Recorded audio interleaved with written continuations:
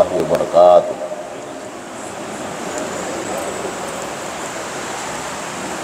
Alhamdulillahilladzi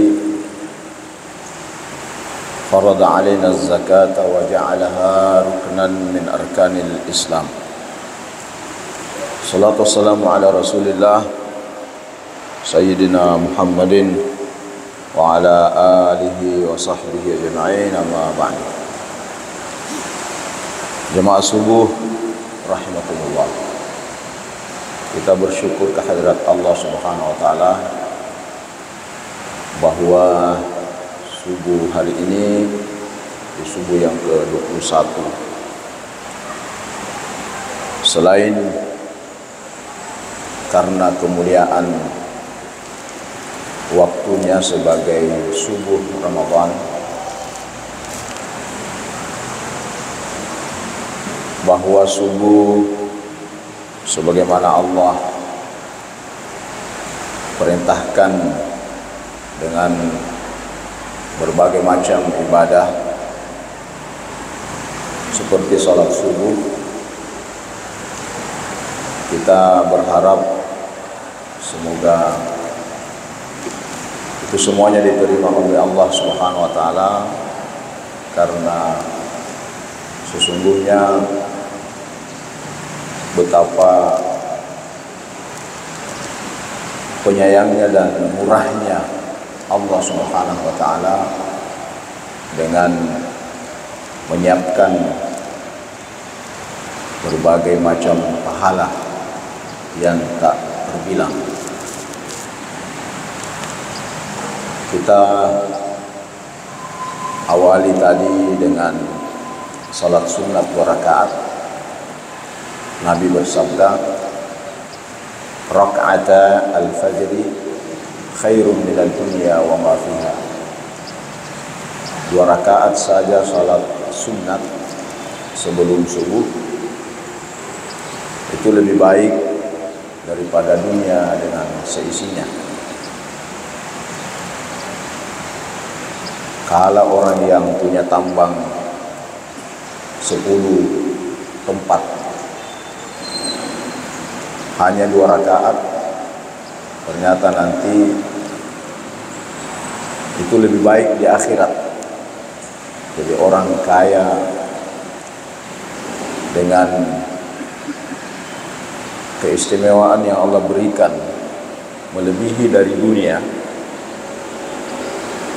itu hanya dengan 2 rakaat. Jadi orang yang konsisten dengan 2 rakaat sebelum subuh itu luar biasa kayanya nanti di akhirat. Lalu kemudian sebelum kita masuk, berbagai macam niat yang kita bisa cetuskan, sebagaimana sabda Rasulullah, "Innamal a'malu binniyat." Banyak pekerjaan karena banyak niat. Jadi boleh jadi kita pergi ke masjid ini satu waktu, tapi berbagai macam amalan pahala yang kita peroleh karena niat yang kita kelola dengan luar biasa. Jadi luar biasanya satu perbuatan tergantung dari bagaimana mengelola hati. Misalnya tadi kalau kita pertama kali memasukkan kaki kita di masjid, lalu kita berniat iktikaf, karena iktikaf itu artinya berada di masjid sampai keluar dari masjid. Mungkin ada orang yang masuk di masjid tapi tidak niat iktikaf. Berarti sudah beda orang yang masuk di masjid dengan niat iktikaf. Jadi yang tadi belum berniat sebelum masuk di masjid, sambil kita duduk mendengarkan taklim ini, kita berniat iktikaf, maka kita mendapatkan pahala i'tikaf. Mungkin juga ada orang yang ke masjid niatnya antara lain selain beribadah jamaah, tapi dia juga niatkan kiranya bisa bersilaturahim dengan para jamaah.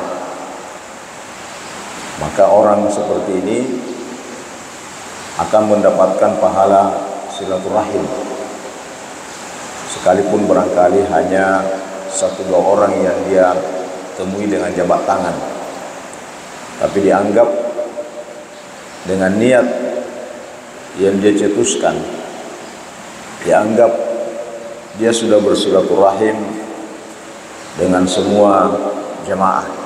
Jadi beda orang yang tidak berniat sama yang berniat. Belum lagi setelah kita sholat subuh, lalu kemudian kita ikuti ta'lim, yang kata Rasulullah mengikuti ta'lim sejenak sampai selesai, maka dia mendapatkan pahala melebihi orang yang sholat sunat semalaman. Jadi orang yang sholat misalnya mapamule tetek sedi letu tetek 5 atau sampai jam 4, masih lebih baik duduk setengah jam mengikuti taklim. Itu luar biasanya mengikuti huduru majelis taklim. Apalagi kalau kita bisa melanjutkannya dengan salat sunnat sebagaimana yang disebutkan oleh Rasulullah, orang yang berjamaah subuh sebelum ia keluar dari masjid sampai masuk waktunya isyraq, lalu melaksanakan salat sunnat 2 rakaat, maka ia memperoleh pahala sama orang yang pergi haji dan umrah secara sempurna. Jadi sama pahalanya orang yang mengeluarkan uang 250 juta untuk pergi haji, dengan nilainya kita setelah sholat subuh berjamaah lalu kemudian bisa menghadiri ta'lim atau zikir, duduk menanti masuknya waktu isyraq, dan sebelum kita keluar kita sholat sunat 2 rakaat terlebih dahulu. Banyak sekali yang Allah siapkan dari pahala-pahala subuh hari ini, dan itu tergantung bagaimana hati kita ini mengelola. Boleh jadi ada orang yang bertetangga sama-sama tujuannya ke masjid besar Segeri, tapi karena mengelola niat hatinya berbeda, maka hasilnya juga berbeda, padahal dia bertetangga. Kenapa? Itu tergantung dari bagaimana mengelola niatnya tadi. Maka orang tua mengatakan pada laut pada ukut, sama-sama ke masjid tapi untungnya beda. Dari mana bisa dapat untung yang berbeda? Dari cara mengelola hati. Itulah namanya niat. Dan kenikmatan yang terbesar lagi yang kita rasakan, yang tidak dirasakan oleh orang yang menikmati subuh. Allah Subhanahu wa taala berfirman, "Was-subhi idza tanaffas." Demi waktu subuh apabila bernafas. Pertanyaannya, apakah subuh itu bernafas?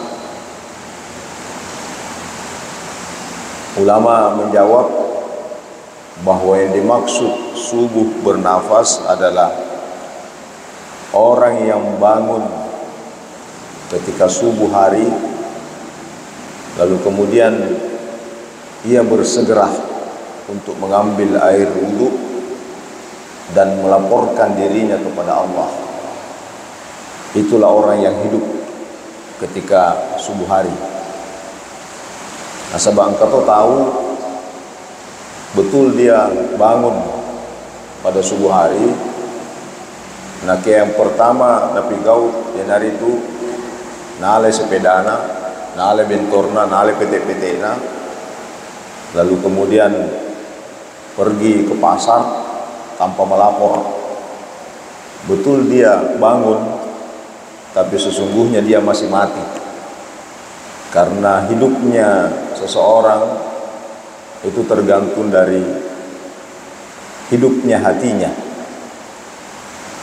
Itulah namanya rohnya orang, tergantung dari bagaimana dia menghidupkan rohnya.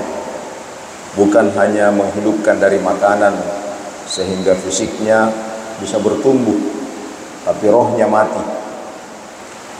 Caranya menghidupkan roh antara lain yang kita lakukan hari ini dengan bangun ketika subuh, lalu kemudian kita melaporkan diri kita dengan aneka macam ibadah seperti yang kita lakukan pada kesempatan subuh hari ini. Jamaah sekalian, materi berkaitan dengan zakat yang diberi judul Muzakki dan Mustahik oleh panitia. Ini judulnya mempertemukan dua kelompok manusia. Satu muzakki yang mengeluarkan zakat, dan satunya mustahik yang menerima zakat. Kalau konsepnya Al-Quran, sebenarnya tidak boleh ketemu langsung antara pemberi zakat dengan penerima zakat. Itulah sebabnya kenapa ada harus yang mengantarai di tengahnya. Yang mengantarai di tengahnya itu namanya amil.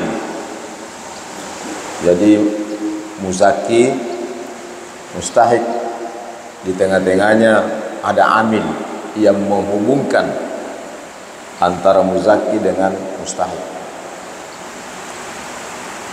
Jadi sebenarnya tidak terlalu tepat kalau ada muzaki yang langsung ke mustahik. Kenapa? Karena kalau itu dilakukan, apalagi secara masif seperti yang kita lihat biasa di berita-berita di televisi, kita akan melihat tontonan orang miskin yang tidak berdaya di hadapan orang kaya. Muncul dalam diri orang kaya ini bahwa saya bisa mengumpulkan banyak orang. Di hadapan saya orang miskin yang tidak berdaya, lalu kemudian muncul egonya orang kaya, maka dia jago metoka ya. Maka orang miskin semakin tidak berdaya dibuatnya. Islam tidak mau begitu. Jadi salah atau kurang tepat kalau itu dilakukan. Yang kaya semakin memunculkan rasa keegoannya, yang miskin semakin muncul rasa mindernya. Maka Islam memfasilitasi dengan namanya amin. Sebab kalau tidak, apabila ketemu muzakki dengan mustahik, Maka yang muzaki mungkin dalam hatinya mengatakan, nah iya mimaring itu saya yang kasih modal. Kalau bukan saya, ada apa koro muncul itu keakuannya. Di sisi lain mustahik yang selalu dibantu, selalu merasa minder dengan orang yang memberikannya. Maka disitulah fungsi dan perannya amil. Bisa dan seharusnya melakukan pembinaan.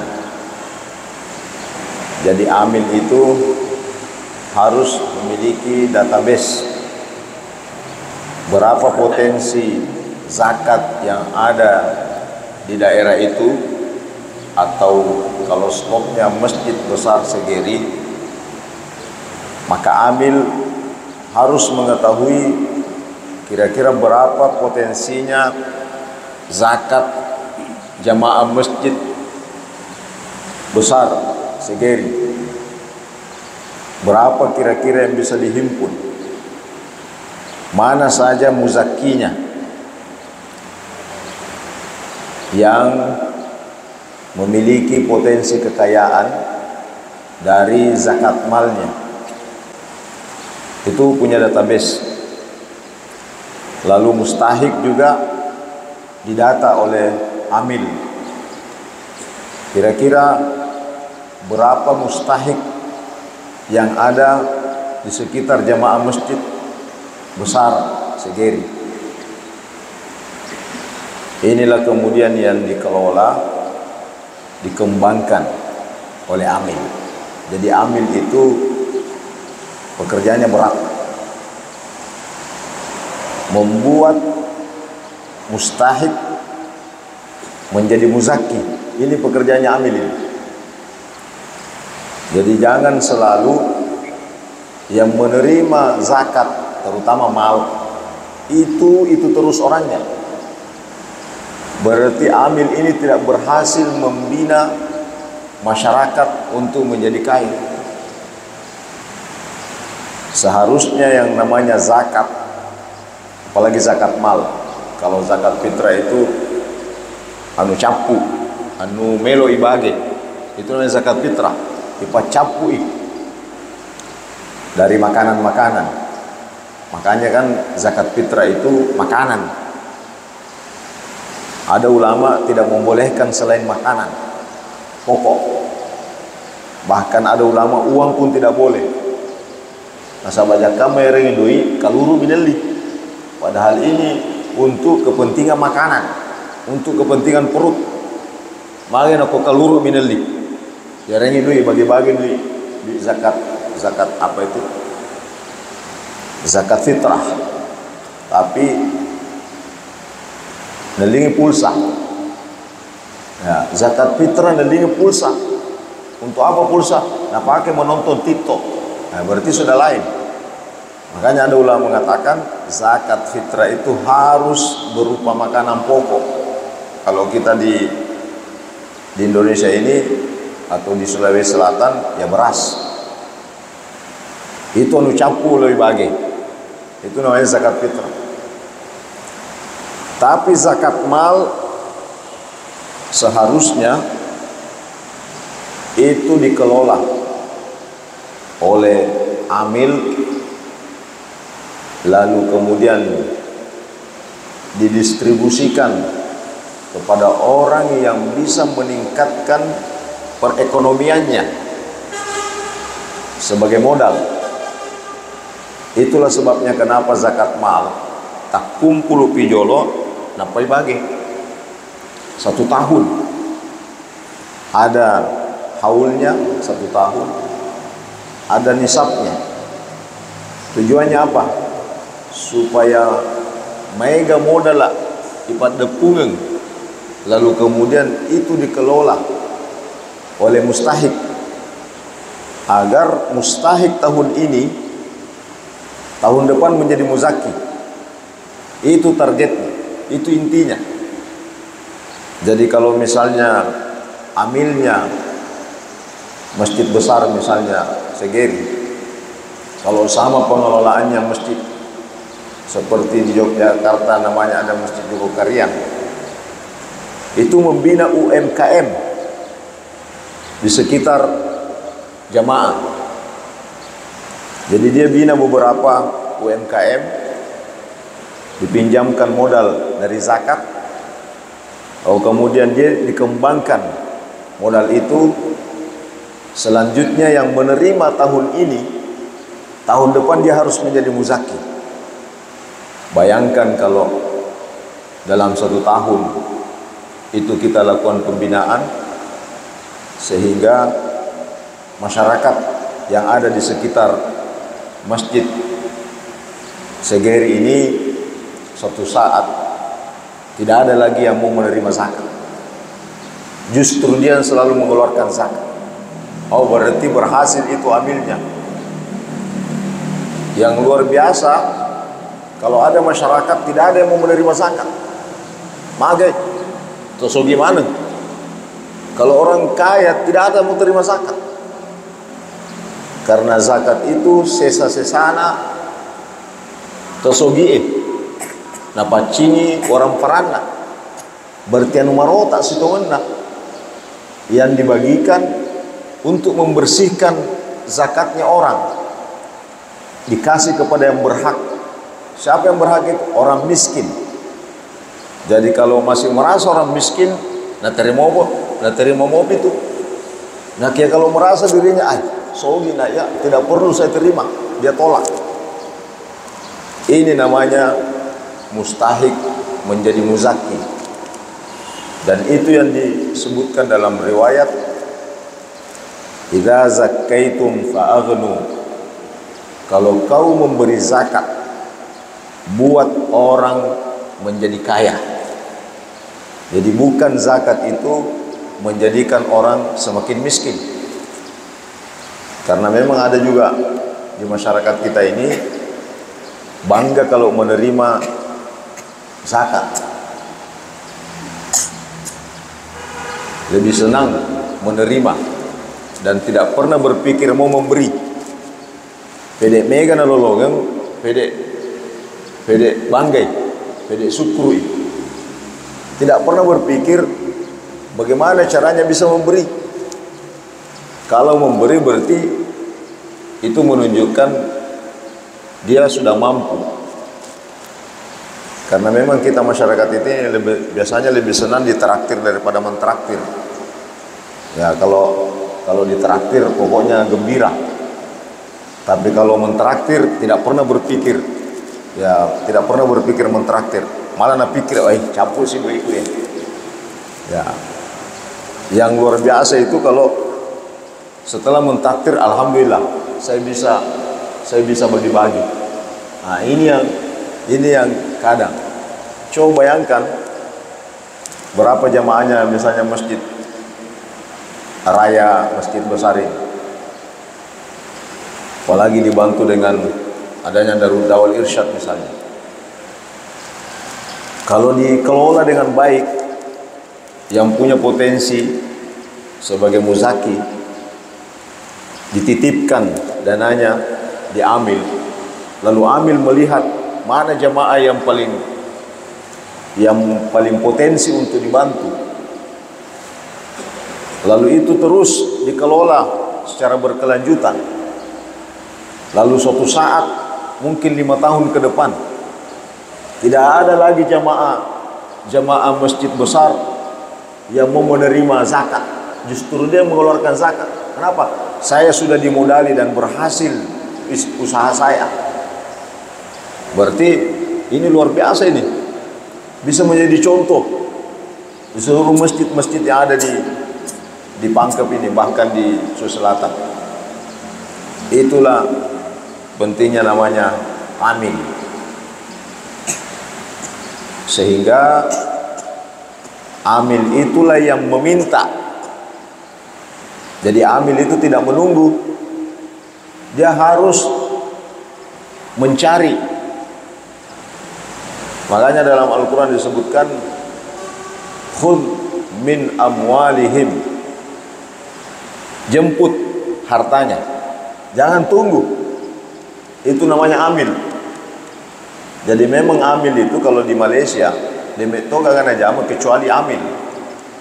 Sehingga porsinya di dalam Al-Quran itu dia ada bagiannya 1/8. Ini kalau yemet to mironda jama, pokoknya dia tinggalkan pekerjaan, yemin urus maka dia berhak mendapatkan 1/8 dari pengelolaan itu. Tapi kita di Basnas di Indonesia ini diberikan anggaran dari APBN kalau di Basnas pusat. Kalau di provinsi kabupaten itu diberikan anggaran APBD. Jadi bukan dari uang zakat lalu digajikan kepada amil. Jadi negara yang kasih gaji, bukan dari amil. Seharusnya kalau seperti di Malaysia, tidak. Memang amil itu mengambil porsinya dari zakat itu. Akhirnya semakin banyak zakat, semakin banyak persentase yang diperoleh oleh amil. Nareko cek detomi neruntuh seket, cek detomi neruntuh gaji. Akhirnya apa yang terjadi? Amil itu berusaha terus semakin meningkatkan pendapatan zakatnya. Nah, sahabat nareko cek demi seket, cek detomi runtuh gaji. Jadi dia mendapatkan gaji dunia sekaligus mendapatkan pahala akhirat karena banyak potensi yang dikelola. Itulah amil tugasnya. Nah, kaya nareko amil matajam nih lain, bukan amil namanya. Ya namanya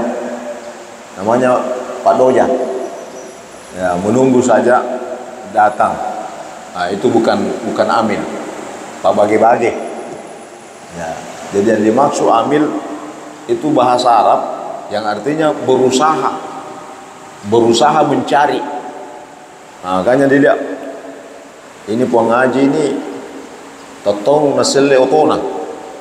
Sangare sekena magina sekena 200 misalku. Padahal tahun-tahun ini ganti mobil. Lakukan pendekatan amil. Maka tuji bantu kireke yanuta seketa. Itu baru dimana amil.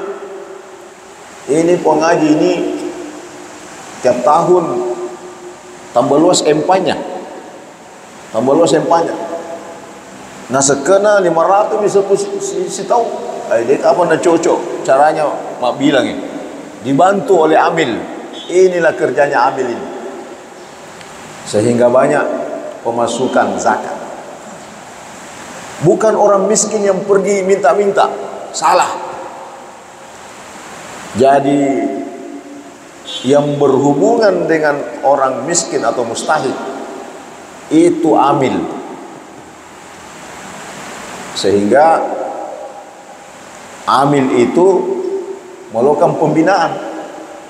Jadi mencari potensi dari orang muzaki dan melakukan pembinaan kepada mustahik. Ini yang dilakukan oleh amil. Itu yang pertama. Yang kedua, kalau dalam bahasa Al-Quran dilanjutkan ayat itu, khudh min amwalihim sadaqatan tutahhiruhum wa tuzakkihim biha. Jadi ambil dari harta mereka untuk membersihkan. Jadi kalau orang mengeluarkan zakatnya, berarti sungguhnya dia membersihkan hartanya. Dan karena membersihkan hartanya, maka dipastikan harta yang dipakai untuk membersihkan harta yang tersisa adalah harta yang bersih. Jangan sampai harta yang kotor dipakai untuk membersihkan. Harus harta yang bersih. Diterimanya semua amalan kita itu tergantung dari kebersihan harta. Jadi kalau ada orang yang menganggap kita keluarkan yang syubhat, itu bukan zakat. Apalagi kalau uang haram yang dikeluarkan. Ma hurima akhduhu hurima i'ta'uhu. Yang haram perolehannya, maka haram juga pengeluarannya. Tidak boleh harta yang haram digunakan untuk membersihkan harta yang bersih. Akhirnya harta itu menjadi kotor semuanya. Pernah suatu waktu saya naik haji bersama-sama seseorang. Sudah lama, sudah sekitar 20 tahunan. Jadi setelah kita berada di Arafah, puncak haji, biasanya kan kalau di Mina itu, kalau tradisinya orang Bugis Makassar kayak sama patopo. Ya, patopo pada tuh reken narikui sudah. Ya, sudah. Ini tradisi. Tidak ada hadisnya. Maka datanglah seseorang. Dia bilang, "Ustaz, saya luar biasa, alhamdulillah. Rezekiku lumayan banyak. Dan karena itu saya pakai haji. Ya, saya coba-coba lebih mendekati. Apa memang usaha tak haji? Nah, saya sudah panggil haji, saya sudah haji nih. Agak itu usaha tak haji. Ya melololo apa tahun dah? Ya alhamdulillah Ustaz, usaha saya ada di Jalan Nusantara. Biasa juga lewat Jalan Nusantara. Ya, agak naruh. Ternyata klub malam. Ya, klub malam. Hasilnya itu dipakai haji, maka dia mati nih. Ya, nah pakai mendre haji dari usaha yang sebenarnya ini sudah tidak halal. Kalau ini yang dipakai haji, ini juga yang dipakai mengeluarkan zakat, itu tidak dihitung sebagai zakat. Jadi zakat itu barang yang bersih untuk membersihkan barang-barang yang bersih. Ya, itulah makna zakat. Supaya orang yang mengeluarkan zakatnya itu secara batin ada kepuasan, maka disinilah perannya amil. Ketika menerima zakat seseorang, Al-Quran mengatakan, "Fasalli alaihim inna salataka sakanul lahum." Kalau ada orang yang bawa zakatnya, inilah tugasnya amil. Atau amil pergi menjemput zakat seseorang, jangan lupa salli alaihim, doakan mereka. Jadi kata-kata salli itu artinya salawat. Salawat artinya doakan. Maka dengan mendoakan orang yang mengeluarkan zakat tadi, inna salataka sakanul lahu, menjadikan orang yang mengeluarkan zakat itu menjadi enak perasaannya. Coba bayangkan kalau kita mengeluarkan zakat, lalu kita dengarkan itu doanya yang menerima zakat. Apa doanya itu? Antara lain, ajarakallahu bima a'taita wa barakallahu fima abqaita wa ja'ala laka tahuran. Nang kalingero doanya. Dan bagusnya itu diterjemahkan ke dalam bahasa Bugis atau bahasa Makassar. supaya napahangi betuan. Itu potongan. Apalagi nareko tambah-tambah surah Fatihah, ditambah salawat, ditambah Allah berkahi, barakallahu, Allah berkahi, ajarakallahu, Allah beri pahala apa yang pengaji keluarkan. Wa barakallahu, napa barakai apa yang tersisa sama pengaji. Wa ja'ala laka tahuran, sehingga menjadikan harta pengaji menjadi bersih semuanya. Maka jalan ada doa. Ya toh, kira-kira kalau kita keluarkan zakatnya 500.000 lalu mendengarkan itu doa, maka dari pengaji makin 500 ini sembuh. Maunya ini 2 juta ini. Iya tahun depan insyaallah kasih ke 5 juta. Coba bayangkan itu kalau enak rasanya orang yang mengeluarkan. Ya. Inilah fungsinya amil yang mungkin tidak dilakukan oleh orang-orang yang tidak biasa berdoa, dari orang-orang mustahik.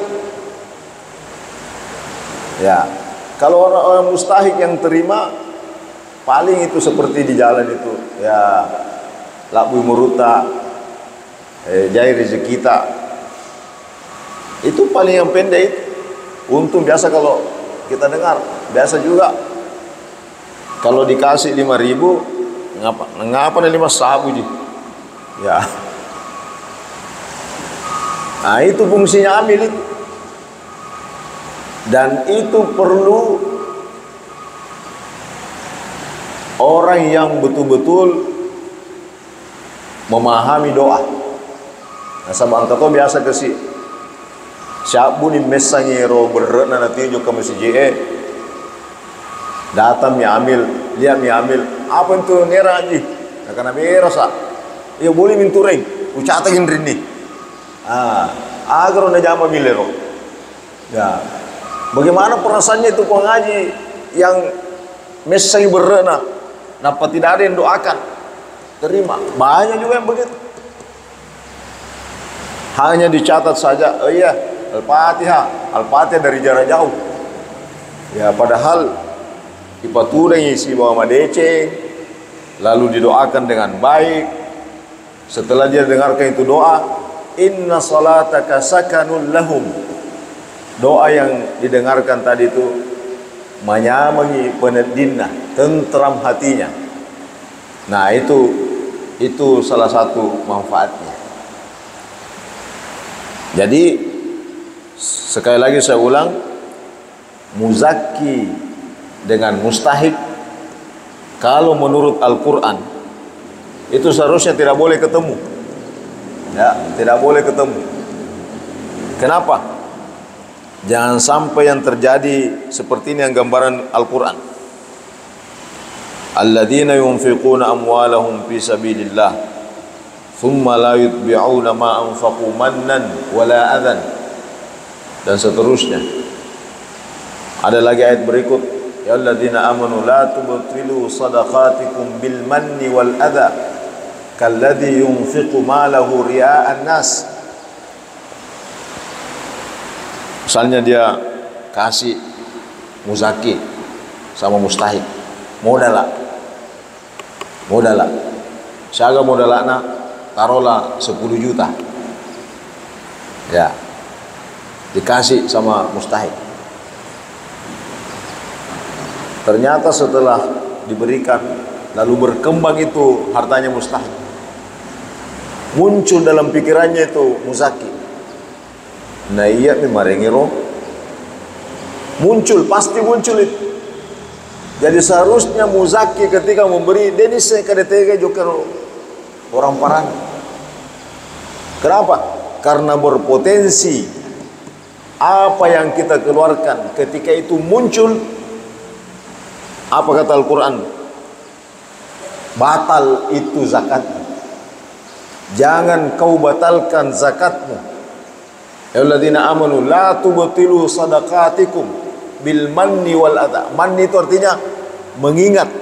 Iya miro. Cabarnya tenaya, tena jaji. Nah, muncul itu namanya bil manni. Ya, itu bisa batal zakat kita ini. Inilah pentingnya namanya amin.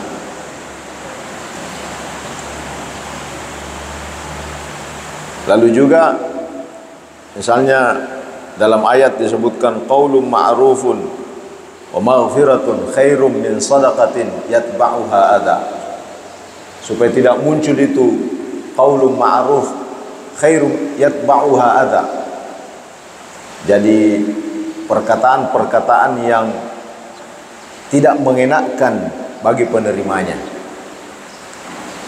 Jamaah sekalian, karena itu zakat yang kita keluarkan, apakah itu nanti zakat fitrah ataupun zakat mal, semoga itu menjadi pembersih. Bahkan kalau dalam ayat disebutkan fa amma man a'ta wattaqa wa saddaqa bil husna fasanuyassiruhu lil yusra. Ya, terakhir jam berapa masuk suruh? Sudah masuk ya? Ya, sudah masuk. Terakhir zakat atau sedekah yang kita keluarkan. Al-Quran mengatakan orang yang memberi apa itu sedekah, zakat, jaminan Allah fasanuyassiruhu lil yusra, diberikan kemudahan dalam hidupnya. Ya rengi alumulumul, diberikan kemudahan, fasilitas kemudahan.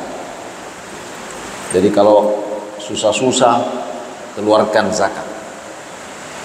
Ya kalau Haji Kalla dulu katanya gampang dia ukur keuntungannya, otomatis menurut ceritanya kalau tinggi pembelian berarti zakatnya bagus, tapi kalau turun pembelian berarti salah rekening sekena.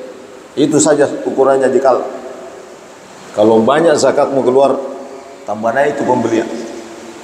Ya, bisa kita coba-coba. Ya.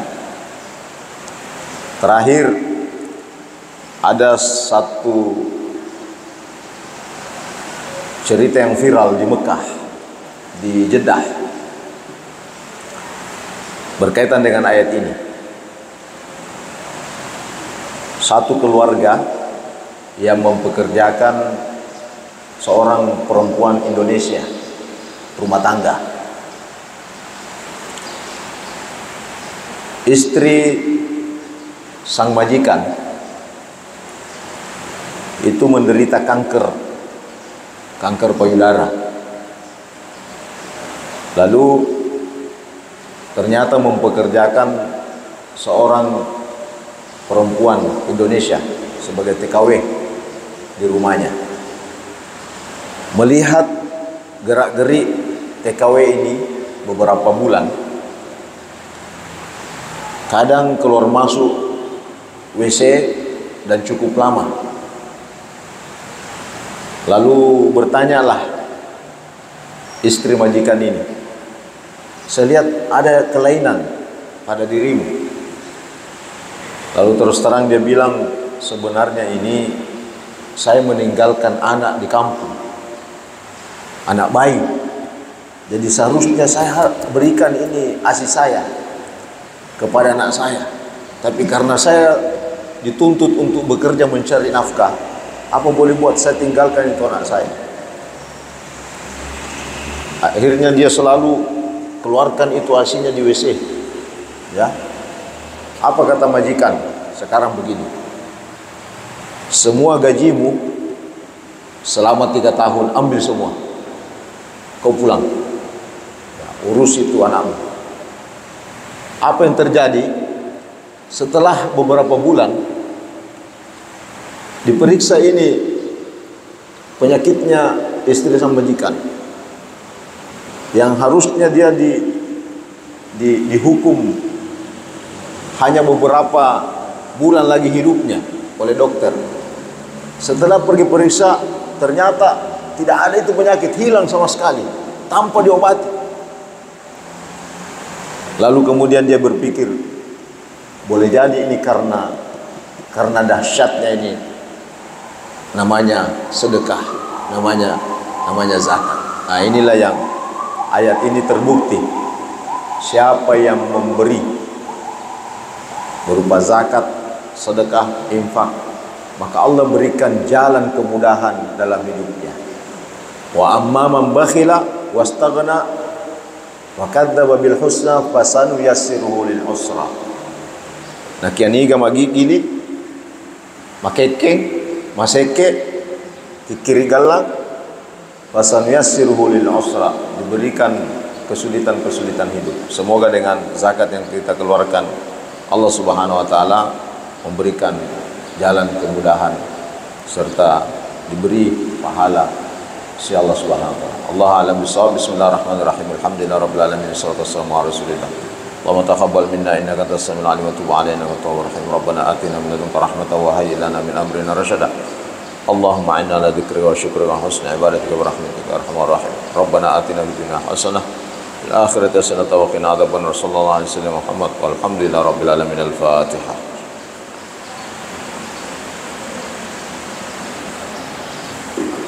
Assalamualaikum warahmatullahi wabarakatuh.